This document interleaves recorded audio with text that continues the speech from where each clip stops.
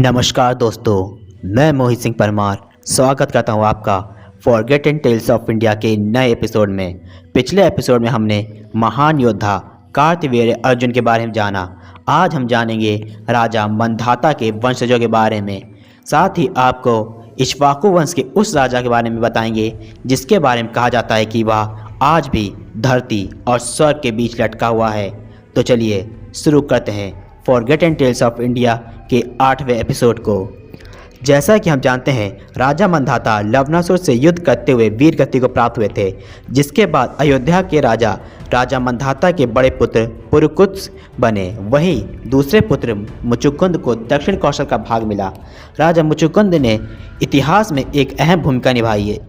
राजा मुचुकुंद ने अपने बाहुबल की परीक्षा के लिए अलकापति कुबेर पर आक्रमण किया था। राजा मुचुकुंद एक वीर योद्धा भी थे।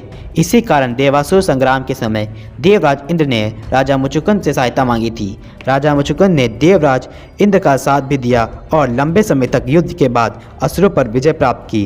पर तब तक पृथ्वी पर हजारों वर्ष बीत गए, जिसके कारण राजा मुचुकुंद ने देवराज इंद्र से निद्रा का वरदान मांगा।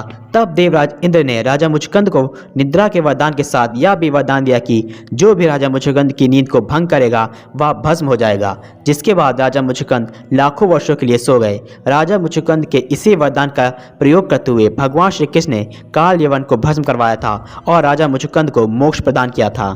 अब बात करते हैं राजा मंधाता के बड़े पुत्र पुरुकुत्स के। पुरुकुत्स राजा मंधाता के तीनों पुत्रों में सबसे बड़े थे। एक बार नागवंश के शासक वृषनाग पर उनके शत्रुओं ने आक्रमण कर दिया। तब वृषनाग ने राजा मंधाता से सहायता मांगी, जिसके बाद राजा मंधाता ने अपने पुत्र पुरुकुत्स को भेजा। पुरुकुत्स ने सभी शत्रुओं को पराजित कर वृषनाग की सहायता की, जिससे खुश होकर वृषनाग ने अपनी पुत्री रेवा का विवाह पुरुकुत्स से करवा दिया। पुरुकुत्स ने रेवा का नाम बदलकर नर्मदा कर दिया। नागों और नर्मदा के कहने पर पुरुकुत्स ने रसातल में जाकर मौनय और गंधर्वों का नाश किया था। इसका जिक्र हरिवंश पुराण में मिलता है। साथ ही ऋग्वेद में भी पुरुकुत्स का नाम मिलता है, जिसमें लिखा है कि दस्यु नगर का ध्वंस करने में इंद्र ने राजा पुरुकुत्स की सहायता की थी। पुरुकुत्स और नर्मदा को एक पुत्र भी हुआ, जिसका नाम त्रयोदस्यु रखा गया, जो पुरुकुत्स के बाद अयोध्या के अगले राजा बने। त्रयोदस्यु के बाद उनके पुत्र संभूत राजा बने। संभूत के पश्चात उनके पुत्र अनरण्य अयोध्या के राजा बने।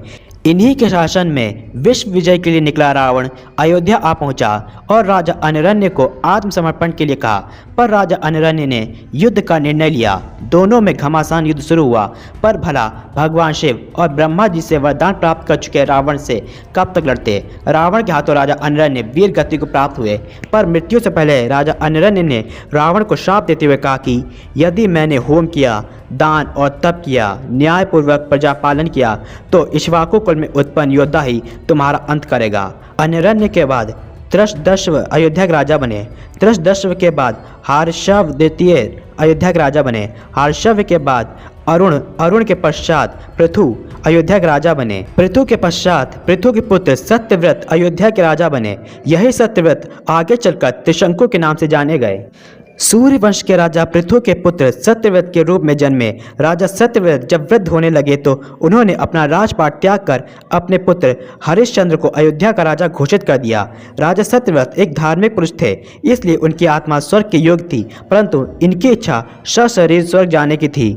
इस इच्छा की पूर्ति के लिए उन्होंने अपने गुरु महर्षि वशिष्ठ को आवश्यक यज्ञ करने की प्रार्थना की, पर महर्षि वशिष्ठ ने यज्ञ करने से यह कहते हुए मना कर दिया कि सशरीर स्वर्ग जाना प्रकृति के नियमों के विरुद्ध है। पर राजा सत्यव्रत अपनी जिद पर अड़े रहे और उन्होंने महर्षि वशिष्ठ के पुत्र महर्षि शक्ति से यज्ञ करके सशरीर स्वर्ग भेजने को कहा। इसके लिए उन्होंने महर्षि शक्ति के आगे ढेर सारा धन का लालच देने को कहा, पर इससे महर्षि शक्ति क्रोधित हो गए और राजा सत्यव्रत को त्रिशंकु यानी चंडाल होने का शाप दिया।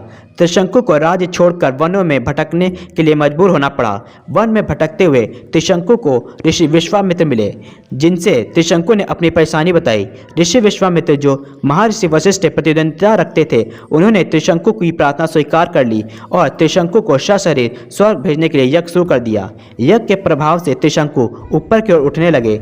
इस घटना से स्वर्ग में खलबली मच गई। भगवान इंद्र ने देवताओं के साथ मिलकर त्रिशंकु को स्वर्ग में प्रवेश करने से रोक दिया और वापस वापस पृथ्वी की ओर फेंक दिया।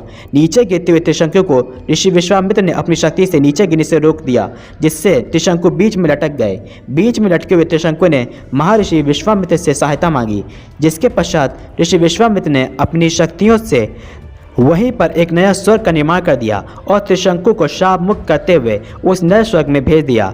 शाप मुक्त होने के कारण त्रिशंकु पुनः सत्यव्रत बन गए। सत्यव्रत को नए स्वर्ग का इंद्र बनाने के लिए ऋषि विश्वामित्र ने पुनः तप आरंभ किया। इस तप से चिंतित होकर देवताओं ने ऋषि विश्वामित्र को समझाया, जिसके बाद उन्होंने त्रिशंकु को सशरीर स्वर्ग जाने से रोक दिया। पर वचन के कारण देवताओं से यह समझौता भी किया कि देवता सत्यव्रत को नए स्वर्ग में रहने देंगे और सत्यव्रत भी देवराज इंद्र की आज्ञा की अवहेलना नहीं करेंगे। लोगों का मानना है कि सत्यव्रत आज भी धरती और स्वर्ग के बीच लटके हैं। तो ये थी राजा मंधाता के पुत्रों और राजा त्रिशंकु की धरती और स्वर्ग के बीच लटकने की कहानी। आज के एपिसोड में इतना ही। जानेंगे इस सीरीज के अगले एपिसोड में सत्यवादी राजा हरिश्चंद्र की कहानी। अगर आपको ये वीडियो पसंद आई तो इसे लाइक शेयर जरूर करें, साथ ही अपनी राय कमेंट में जरूर दें। जल्द मिलेंगे नई वीडियो के साथ, तब तक के लिए जय हिंद।